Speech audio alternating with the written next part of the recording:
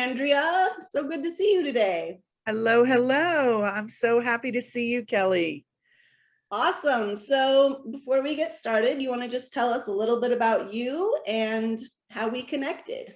Sure. Well, I have the privilege of meeting you through a joint group, a group that we joined separately and met through called the Inspired Organizer. And the great thing about that is it is a network of professional organizers from all over the country, and I believe all over the world. Um, I've been traveling quite a bit doing organizing, previously based out of New York City. I was working a lot in California, and then I decided to spend some time in Denver. And before I arrived, I reached out to you because you resonated the most with me. And it was pretty much love at first sight or first call. Oh, I So love that. that's how we connected. I'm just so happy that we did. I love what's come of it. I love that you've been able to do some work with us and hopefully some more here in the near future. Yeah. And I just love what we've brainstormed together and kind of been working on, because I came to you and I said, hey, Andrea, I think you know some things that we don't know, Right. And we want to know. Right. So we work in all sorts of homes for all sorts of people, varying socioeconomic, varying cultures, varying religions, all of these pieces. And, at the end of the day, all we want is to help people create the lifestyle they want to live. Absolutely. Sometimes we don't know the background of some of those pieces. And that's where you have helped us already, just coming in with some more cultural pieces to help us understand our clients even more. And I would just love for you to kind of go through that and share it with us today. It's You got gold, it. girl. You It's got gold. it. I think first off, we all bring a lot to the table. We all didn't arrive today and decide to be a professional organizer and work in people's homes. We have experience in education, like yourself. We have experience. I'm a recovering retail executive. And while I dealt with managing large teams and billions of dollars for small specialty startups, as well as large department stores, I've learned so much along the way that has basically infiltrated my current business. And one of the conversations that you and I had came out of you telling me a project that you were on. And then I asked you a couple of questions. And 2 days later, you called and said, something you said sparked an idea. And I think it's absolutely something that everyone can benefit from. And that is truly understanding cultural awareness and cultural sensitivity. We have all heard recently that there are a lot of talk about pronouns, whether how do you identify yourself, male, female, cisgender, non-binary, they, them, etc. And while that is becoming much more mainstream over the last couple of years, I think that there's a piece that has existed for millennium, generations, and that is surrounding cultural differences. And one of the things that has happened is when I'm working in a home, I walk in very neutral about their space, about their style, whether I think it's beautiful, needs a lot of help, or, oh my gosh, I want to pull my hair out. I would never let on about that. And that's part of what needs to come up when you're dealing with some cultural sensitivity. And so the way that I was thinking about this was originally to assist your team in learning a little bit more about it, about cultural differences.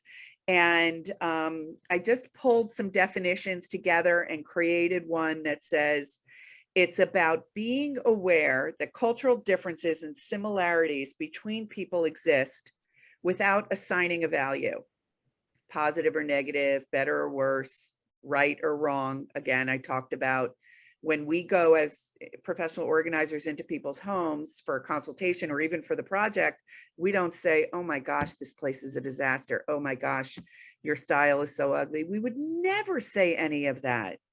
We would only look. Absolutely not. No, Absolutely not, because it doesn't matter. it doesn't matter. We're just there to serve the people and help them create the lifestyle they want. The Right. problem comes in when we don't understand enough of the background of that lifestyle. Right. And we can, I mean, I have an amazing team, a very multicultural team, but that doesn't mean we know all the things about all the cultures. And we don't want to accidentally offend Absolutely. or do the wrong thing when we didn't even know. I have to add a quick story to this, just for a little background too. My ex-mother-in-law is Pakistani, and this is embarrassing to even say, but I did this. When I was first meeting her, I knew that I needed to bring a gift of some kind. And I knew she liked bling and pretty things and jewelry and purses and all these things. And so in my full ignorance, I got her this precious little coin purse. And it was this little pig, this cute little piggy bank coin purse. But she's Muslim. I gave it to her and she looks at it and she says, what? They don't have no other animals? And I thought, well, no, it's a piggy bank. I mean, my background, it's a piggy bank. That's where you put your money. It's cute. Save money, right. To her, it was offensive. Right. And yet my heart never meant to be offensive or anything. And I think it's just raised this awareness in me that, oh my gosh, when we don't even know what we don't know, it's really hard to not offend or to serve people in the best way possible. And so absolutely, I just want to throw that out there because it's what kind of brought this conversation with you. When you mentioned, I said, oh yeah, it's 2 kitchens. And you said, oh, is one kosher? Oh, is one kosher? I might have missed that because my background wasn't expecting that. And so that's why I said, hey, Andrea, help us because we don't know what we don't know right here. Yeah. So I agree. And to that whole not judging and not assigning a value, it's so, so, so important because that's not what we're here to do. So I just want to throw that. You know, one of the things that I believe that a lot of us do, and I know that you take this on very seriously, Keli, is when meeting a new client and discussing their project, you know, you really talk to them about what's their goal, what is it that they would like to receive from this project at the end of the day. And one of the things that's very important is to say things like, I want to find out what makes them them, what makes them click. Are there any restrictions on working in your home? Is there anything that someone who's not familiar with your customs and traditions should know about working in your home? And, you know, it could be as simple as when the team comes, any food they bring cannot come into our home because it's a kosher or a halal home. Or it could be as simple as if someone is, I wouldn't say scantily dressed, because if they're organizing, they're not scantily dressed, but let's say it's a hot day and they're wearing a tank top and they're dirty and it's white and maybe it's see-through, that may be offensive if a male member of the household would be coming around the work area. It could be as simple as, again, wanting to just very cordially say hello and try to shake a hand and realize that, you know, if you are not of their religion and in their sect, that maybe a man wouldn't shake your hand Maybe it's no shoes. There are a multitude of things to really understand. And, it's very, very important to understand from the jump when you're meeting with a client to understand what their goals are and what they would really like to get out of it, but then turning it back on them to truly understand any limitations I need to know about. And even the ones that I don't think about, I want to buy you a gift and it's a piggy bank. Oh my goodness. All of that good intention went straight out the door. Right. Right. Yeah. Absolutely. Yeah. So, as we're looking to understand the cultural sensitivity, it's really about just raising awareness of the nuances of cross-cultural communication, the importance of words and actions and gestures and body language. And while you're cultivating relationships with people of differing groups. And, some examples can be just looking at yourself and your own culture and how that has influenced you. How were you brought up? I remember in grade school, I was growing up at a time where some of our friends' parents said, "Oh, don't call me Mrs. Hillman, call me Joan." Well, maybe my parents were okay with that because Joan was very close to our family, but they wouldn't do that with you. They would never say Mrs. Jakel. They might say Miss Kelly, but always with a proper salutation. So again, you have to understand, what are some sensitivities, and it's really starts with the way that you interact with people and words, and respecting their space and respecting everything about their goals for their space, taking time to listen and really asking a ton of questions without assuming anything. Does that all track? Absolutely. 100%. I think one thing that gets a little difficult in all of that is that because this is just my thinking, but because it is culture, a lot of times we're not even aware of it.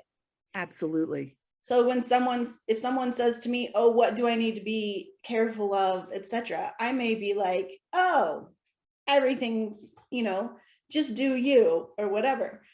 I'm not going to notice that, oh, no, that's offensive until it happens. Absolutely. And so while, as a team of people going into homes and organizing and doing all of these projects for people, we're never going to be perfect. We're never going to accommodate out every single person and never offend. But the more that we're aware of things like shaking a hand, etc., that I've made that mistake several times, because culturally for me, you meet someone, you shake their hand, maybe that's not okay. And so just being cognizant of it, I think, is the best thing we can do. And hopefully people can see our intent, right? But some awareness combined with intent, hopefully we're able to. Absolutely. And if you go back to the example with your ex-mother-in-law, she immediately threw away any credit for the gifting. Right. And was just immediately offended. So, the best laid plans, right? You thought, oh, I'm going to give her this. And I made sure it was sparkly and blingy and special. No credit for that. And that's fine. But now we learn from that, right? So, one of the things that I think about is, there's obviously things to look for, which would be religion, ethnicity, race, national origin. Maybe there's a language issue or a gender. What if you're in a home and there's a trans person there, or there are two same-sex parents, and we don't necessarily have to agree with anything. We just need to accept that we are here to do a job, and we want to be sure that we can do it to the best of our ability in the professional manner, expediently as possible, with respect to their space and to them.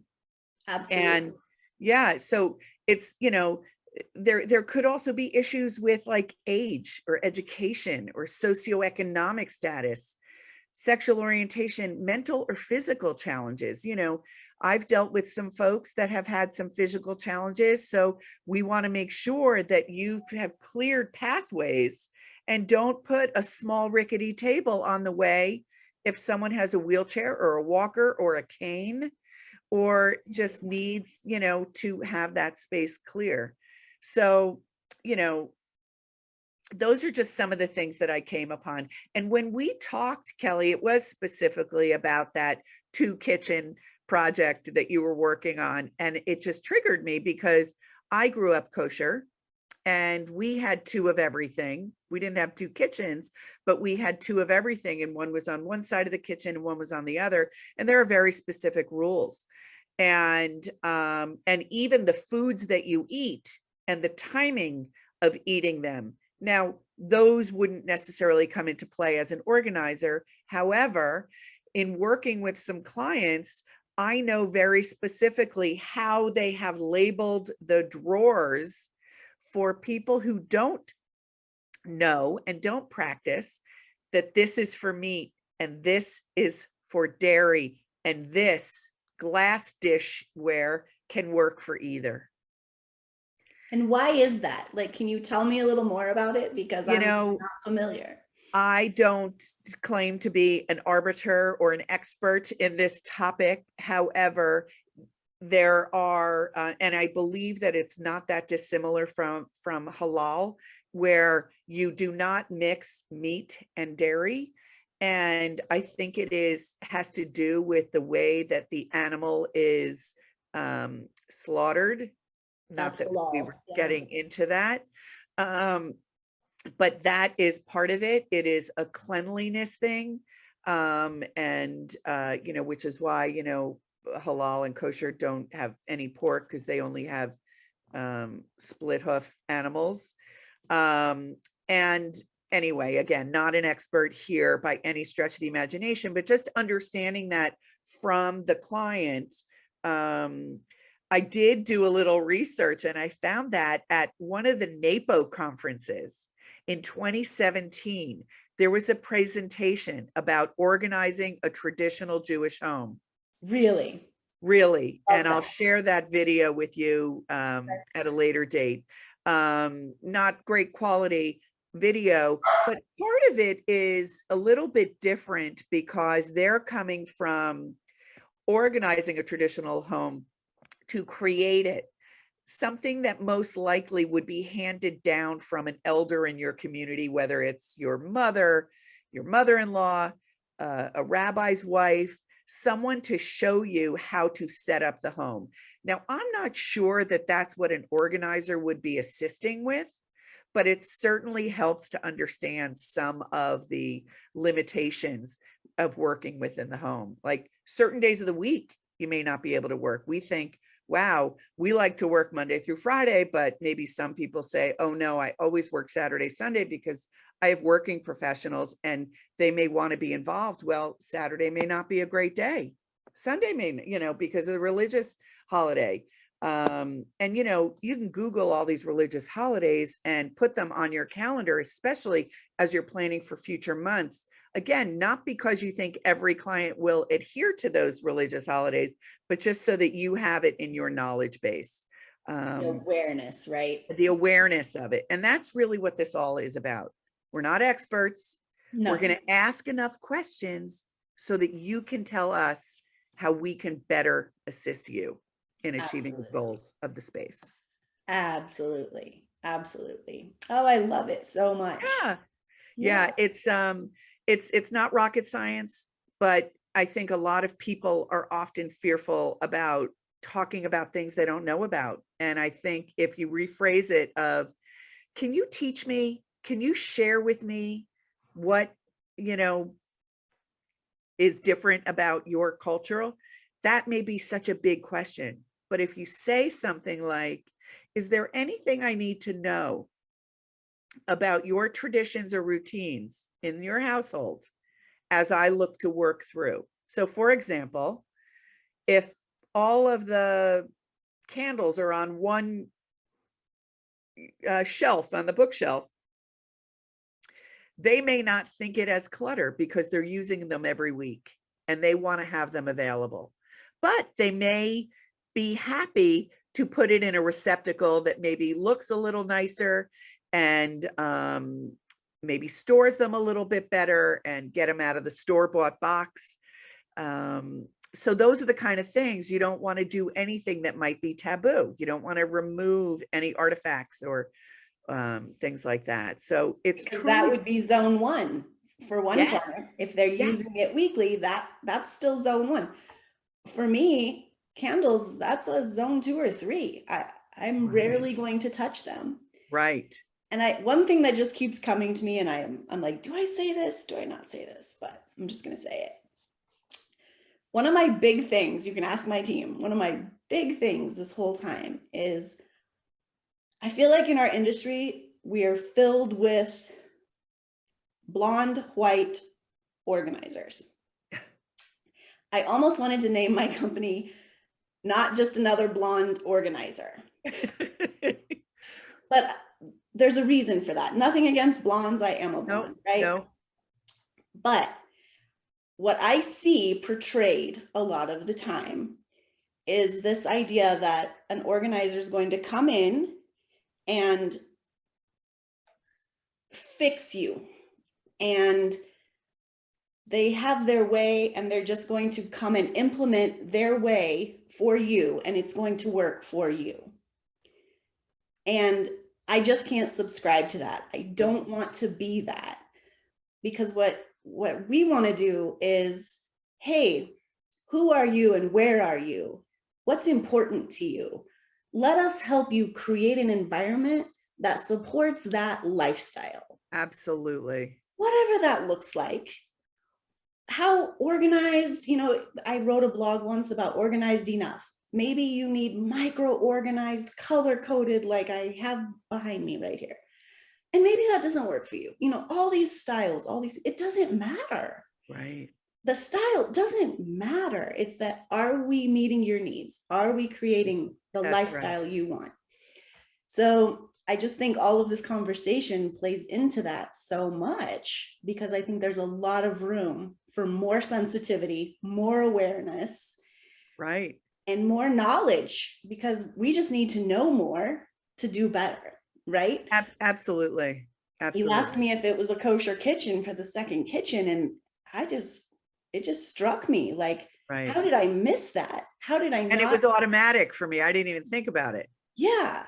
Yeah. And Yeah. that's where the gold is, Yeah. having these conversations and saying, hey, what can you share with me that I might not Right. know? Right. What can you share with my team? What can you share with everyone? Because I think we all, at the end of the day, want to serve people and help them have a better life. I just hope that we can change a little bit of this idea of coming into fix as opposed to coming into enhance Absolutely. lifestyles for people. I just recently did a teenager's closet, and one thing he said to me at the very end, and this is where they are listening, these kids are listening. And of course, he's watched all the organizing shows and all the Instagrams and all the everything. And I, like you, I don't prescribe also to be homogenous organizer. I am not looking to have every place look the same. I need to understand who lives in the house, how does it function, and how can we improve upon the functionality and make it aesthetically pleasing. So when I was working with this 13-year-old, I said to him, what do you wear the most of? What do you always reach for? What do you do with this? What do you do with that? You have, I don't know, I'm going to make it up, electronic wires in this box that's at the very top. Is that accessible to you or not? Can we put it in something? So we just started to have conversations. We adjusted his closet all over the place. And at the very end, he said to me, I used to focus on how it looked and not how it functioned. And I thought, whoa, he heard me. And I said, why would you put your socks and underwear in a bin under your bed when you go to reach for those every day? Why don't you put the sleeping bag and the other things that you use 4 times a year? Well, those should go in the garage, but let's put them under your bed if you want. So I really believe that there are small changes that can make a big difference. And if we subscribe to that and do that as it relates to just asking 1 or 2 more questions of our clients as to how to interact with them and everyone in the household, we're going to be able to offer such a much more enhanced service to them. Absolutely. Yeah. Absolutely. I love Yeah. that so much. Yeah. So thank you for letting me share this with you. It's really just the tip of the iceberg, but I think that, you know, like you said, you had this comment, I asked a question, and it just sparked a aha moment of, we really need to understand a little bit more about everyone else that doesn't have the same cultural background that we have, or the same sort of household that we have. And as we go into all these different people and their homes, how do we deal with it? I love it. I look forward to more conversations with you because I just find it so fascinating and I love learning. I'm a learner. I collect information and art supplies. And I just love diving into all of these things and having these conversations. And I just love that you've been so open and excited about doing it. I really appreciate it. Thank you so much, Kelly, for having me dive into this topic a little bit more. I think it's very important. All right. Well, thank Okay. you. Bye-bye. Ciao.